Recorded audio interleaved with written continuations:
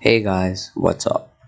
Welcome back to another video, and in this one I'm going to be telling you guys how you can change your mouse pointer color in Windows 10. So as a default, your mouse pointer color is always white, but you can obviously change this, and this is really easy. So the first thing you need to do is open up settings. So you can open up settings, and after you open settings you need to go to ease of access.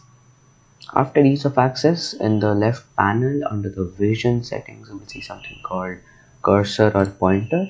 So you need to click on that, and now you can see the screen come up. So the first one is the default white one.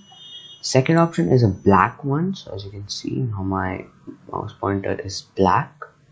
The third one is inverting, and this is a bit interesting. I'll just show you.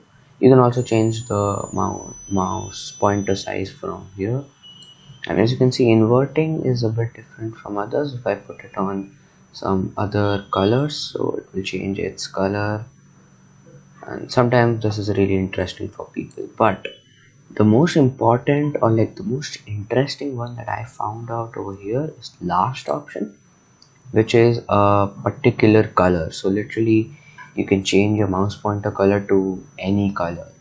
There are a lot of presets or suggested colors, but you can go on to pick a custom pointer color and choose any color from this palette. I usually keep it red or green, but it's totally your choice what you want. Quick reminder, this can be only done in Windows 10, and also if you have a pirated version of Windows, or a sign that shows that your Windows isn't activated, this would work in that also. So it's pretty good.